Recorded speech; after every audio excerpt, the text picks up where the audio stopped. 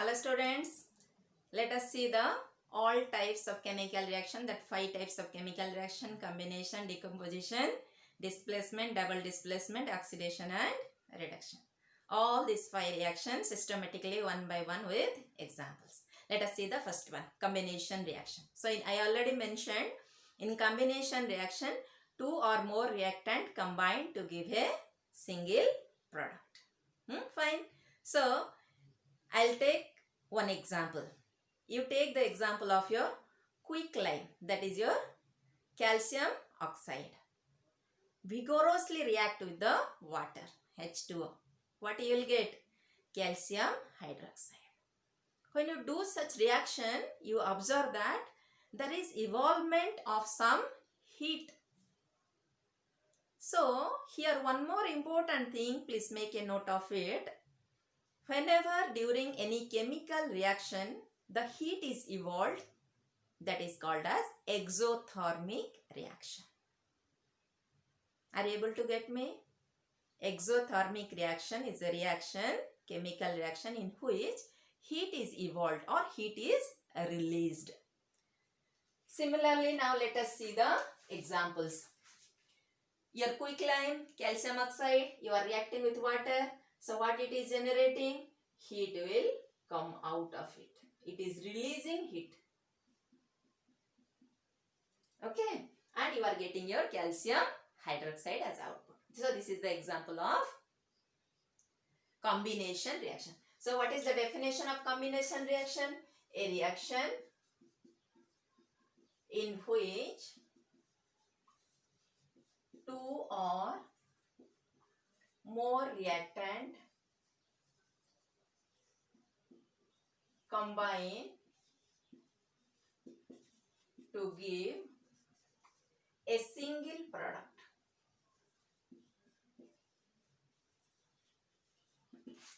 A reaction in which two or more reactants combine to give a single product. So my quicklime, if it is vigorously treated with water, it will give you calcium hydroxide. Okay.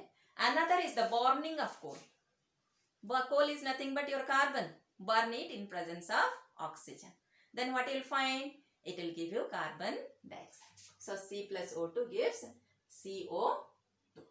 Similarly, if you take the hydrogen, combine it with oxygen, what you will get? Water. So H2 plus O2 gives you water. Now let us see balancing of these. Now you see carbon 1, O2. So this is already balanced. Now H2 2, but O2 is 1. So what I will do? It is 2. So I will write it 2 here. So here I will write 2. Now see 4 hydrogen, 2 oxygen, 2 oxygen balance. Here this equation I will tell you also in the form of balancing. Now see here, first in the side of react product, your hydrogen is in the form of higher number of atoms, that is 12. So how to balance? In my previous video I explained about it, but I forgot to inform you the balancing of the skeletal equation. Now what you are taking, hydrogen is 12. I want to make it 12. So here it is 2. So what I will do? And again also it is here 12, here 2. So if I write it in 12. Now how much it is? 24. But here it is 12. So if I write it 6. Now it is balance. 12, 12, 24. Left side reactant 24. Balance. Fine. Now see your carbon. Carbon is 6 here. But it is 1. So write 6. Now 6. Carbon balanced. Hydrogen balanced. Now what is remaining? Oxygen. See your oxygen at the side of reactant. How much it is? 12 oxygen, 12, 24 oxygen. At the side of product, this is 6 and this is 6, 12. So we want to make it 12. So if you multiply it by 6, 6 into 2, 12, 24. Balance. Fine.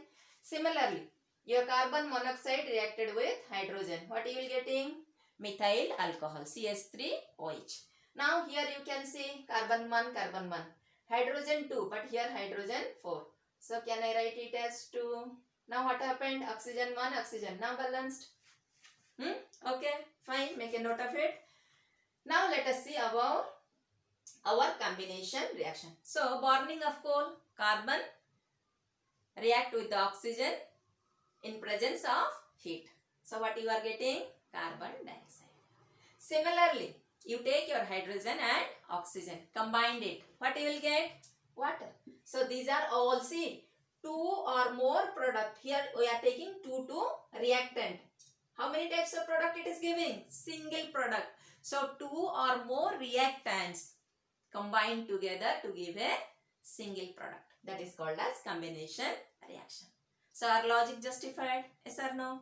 Now come to here another important concept I told in my previous lecture. What is exothermic reaction? A reaction in which heat is evolved is called as exothermic reaction. There are some 2 examples, some more, of exothermic reaction. What are they? Number 1, the burning of the natural gas. What is your natural gas? Methane. So if you burn your natural gas in presence of oxygen, what you will get? Carbon dioxide and water. See, CH4 is the methane, O2 is the oxygen. It is giving carbon dioxide and H2O water. Carbon dioxide gas and H2O water. CH4 is nothing but your methane. Methane also called as natural gas. Another is that our respiration system is also exothermic reaction. What we are doing in our body, that glucose is there.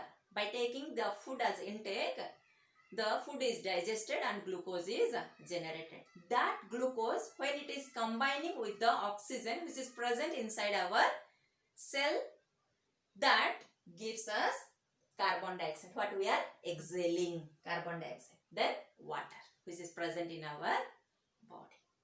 Okay. So all of us need energy to survive or not. So we are getting that energy in terms of glucose and the process of respiration. So respiration is one of the example of your exothermic reaction. Okay. Now let us go for second, that is your decomposition reaction. So in decomposition reaction, what happens? A single reactant gives simpler product, 2 or 3 simpler product. Make a note. So decomposition reaction, a single reactant gives 2 or 3 product. Now for example, if you take your ferrous sulfate,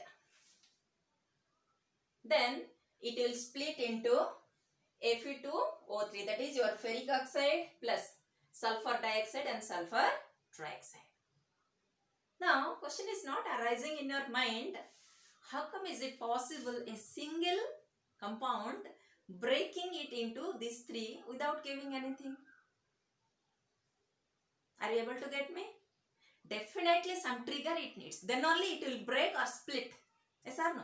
So always it needs some external energy. Now question will arise in your mind. What are the types of energy it needs? It needs that energy, external energy in terms of either light or heat or electricity. Always mandatory it needs. Then only it will do the decomposition. Without that, there is no decomposition possible. So hence, by giving heat, your ferrous sulfate gives the ferric oxide, sulfur dioxide and sulfur trioxide. Similarly, your calcium carbonate, that is also called as your limestone. If you heat it, what you will find? Calcium oxide quicklime plus carbon dioxide. Do you know the use of quicklime? It is used in the manufacturing of cement. You are finding all these buildings and all. They all are nothing but the binding of the bricks. And how the way bricks are binded? With the help of cement. That cement for the manufacturing quicklime is used. That is calcium oxide. Okay. Another example you see. Take a solution of your silver chloride. Take it in a bowl. Keep it outside in the sun ray. What you will find? It will turn into grey color. Because it will split into silver and chloride, Cl2. See, it is not balanced, so just balance it, 2AgCl, 2Ag. Similarly, you take silver bromide. It will also decompose into silver and the bromide. The silver bromide, you know where they are using? They are using in the black and white photography. Now let us see the third, displacement reaction. I told no, some persons are so reactive that they will push someone, go and sit there. Similarly, some elements are highly reactive. So what they will do? They will push some element, go and sit there. So the element which is highly reactive is your, you see iron, you are reacting with copper sulfate. Now what iron did? Iron went and pushed copper. Copper, you went out. I have to sit there along with sulfate. Now it is giving ferrous sulfate. FeSO4 and copper is displaced, removed. So which is highly reactive here? Iron is reactive. Iron took the position, the power, displaced, push, you go out. Similarly, zinc reacted with copper sulfate. Now zinc enter into SO4, form the bond, push copper out. So which is more reactive? Zinc is more reactive, copper is outside alone, isolate, go out. Similarly, lead reacted with copper chloride. What you are finding? PbCl2 plus Cu. Yes or no? So copper is less reactive. So which is more reactive? Zinc and lead, because that is more powerful. So hence it removes or displace another and go and sit there. Hence the name displacement reaction. So what is the definition of displacement reaction? It is a reaction in which one element displaces the other, or you can say the highly reactive element displaces the lower or less reactive element. Clear? Now come to the fifth one, double displacement reaction. I already told about it. In double displacement reaction, same way there will be displacement of two. That's what here only one. Otherwise you can say it as a single displacement reaction. It is double. So here you see you are taking Na2 sodium sulfate and barium chloride. What you are finding? Barium is going and combining with SO4 and Na2 is going and combining with Cl2. Or here there is the formation of ions. That is the important concept behind it, and also formation of the PPT, precipitate. The content which is not soluble with the solution, it will go and settle at the bottom of the container. That is called as the precipitate, insoluble matter. So here the barium sulfate acts as white precipitate which is insoluble in the solution due to the formation of the barium ion and your sulfate ion. What are those ions? Ba2 plus ion and SO4 2 minus ion. So whenever there is the formation of such ions, it occurs only in double displacement reaction, as well as there is the formation of the PPT or precipitate. Okay. So students, in my next video I will explain about, or simply you can say double displacement reaction is nothing but exchange of ion. Simplest definition is double displacement reaction is the exchange of ions and the formation of the precipitate. In my next video I will upload about the next reaction, that is your oxidation reduction, corrosion and rancidity. If time permits, I will go through your first chapter exercise. Okay students, if you like my way of teaching, you give like. Otherwise, give your suggestion and comment to improve the quality of video. Share it with your friends and relatives to get benefit of this. Okay students, take care. Bye bye.